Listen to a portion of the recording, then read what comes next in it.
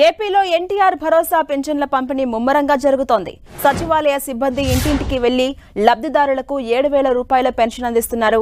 మరోవైపు మంత్రులు, ప్రజాప్రతినిధులు సైతం పెన్షన్ పంపిణీ కార్యక్రమాల్లో చురుగ్గా పాల్గొంటున్నారు. లబ్ధిదారుల ఇళ్లకు వెళ్లి నేరుగా అందజేస్తున్నారు. శ్రీకాకుళం జిల్లా కోటబొమ్మాలి మండలం వాన్రాడ గ్రామంలో మంత్రి అచ్చెన్నాయుడు లబ్ధిదారుల ఇంటికి వెళ్లి 7,000 రూపాయల పెన్షన్ను వారికి అందజేస్తున్నారు. అలాగే పశ్చిమ గోదావరి జిల్లాలో మంత్రి నిమ్మల, అంబేద్కర్ కోనసీమ జిల్లా పానింగపల్లిలో మంత్రి సుభాష్ పెన్షన్ పంపిణీ చేస్తున్నారు.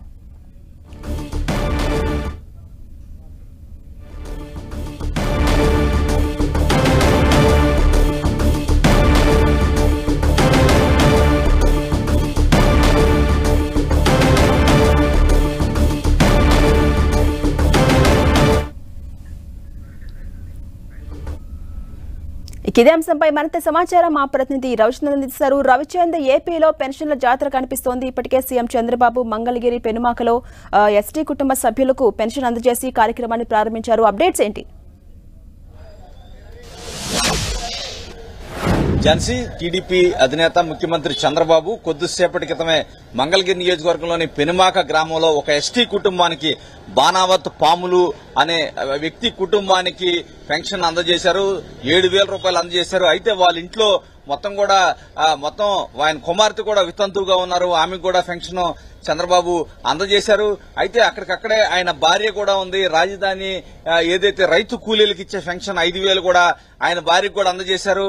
ఉండటానికి ఏదో పూరిపాకలో నివాసం ఉంటున్న వారికి వెమ్మటే పక్కా ఇల్లు కూడా మంజూరు చేశారు. 1 సంవత్సరం లోపు మీకు ఏదైతే డాబా ఇల్లు కట్టించి ఇస్తామని చెప్పి హామీ కూడా ఇచ్చారు. ఆ పత్రం కూడా చంద్రబాబు పాములకి ఇవ్వడం జరిగింది. ఆ కుటుంబంలో మొత్తం కూడా ఆప్యాయంగా అరగంట పాటు గడిపారు. అరగంట పాటు గడిపి వారితో టీ కూడా తాగారు. వాళ్ళ ఇంట్లో టీ కూడా సేవించారు.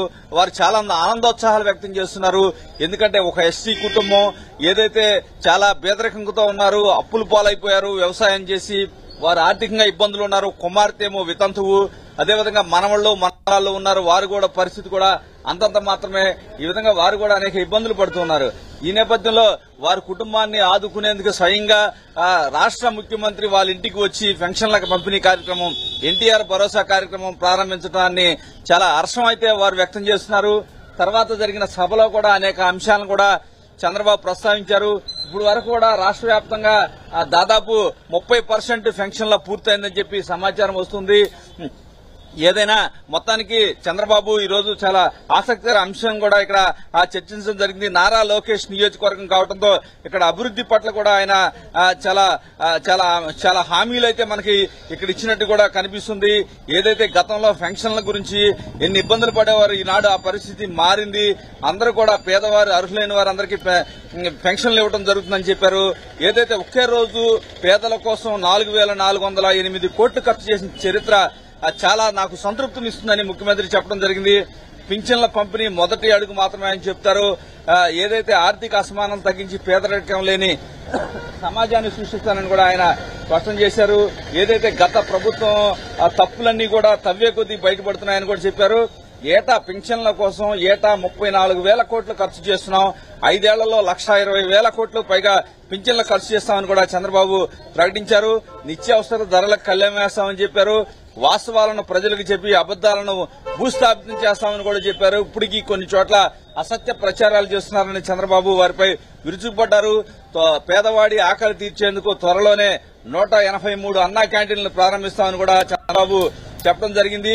స్థానికులు కూడా అనేక మంది కొంత మాట్లాడటం కూడా జరిగింది. స్థానికుల సమస్యలను కూడా చంద్రబాబు దృష్టికి తీసుకొచ్చారు. ఎట్టి పరిస్థితులు కూడా సమస్యల పరిష్కారానికి కూడా కృషి చేస్తానని కూడా చెప్పడం జరిగింది. ఏదైతే ప్రధానంగా ఈ నియోజకవర్గంలో ఏదైతే సీడ్ యాక్సెస్ రహదారి పూర్తి చేయాలి, అది మంగళగిరి నియోజకవర్గంలో కీలకంగా మారుతుంది. ఆ సీడ్ యాక్సెస్ రోడ్డుకు కూడా అందరూ సహకరించాలని కూడా చంద్రబాబు విజ్ఞప్తి చేశారు. త్వరలోనే మొత్తం కూడా అవన్నీ కూడా పూర్తి చేస్తాం. సీడ్ యాక్సెస్ రోడ్డుని విస్తరణకు పెనుమాక ప్రజలు సహకరించాలని కూడా పిలుపునిచ్చారు. ఈసారి సీఎం 4.0 చంద్రబాబుని ఇక ప్రజలు చూస్తారు, అభివృద్ధిని పరుగులు పెట్టేస్తానని కూడా ఈ నేపథ్యంలో చంద్రబాబు చెప్పడం జరిగింది. మొత్తానికి చంద్రబాబు లోకేష్ మధ్య ఆసక్తికర ఆ చర్చ కూడా జరిగింది. మంగళగిరి నియోజకవర్గంలో 39 సంవత్సరాల తర్వాత టీడీపీ గెలిచింది. నేను 60,000 మెజారిటీ రావడమే కుప్పంలో ఎక్కువ అనుకునేవాడిని, కానీ 90,000 పైన మెజారిటీ నారా లోకేష్ కి ఇచ్చారని కూడా కొంత ఏదైతే లోకేష్ చంద్రబాబు మధ్య కూడా సరదా సంభాషణ అయితే జరిగింది. Jhansi. Right, thank you Ravichand.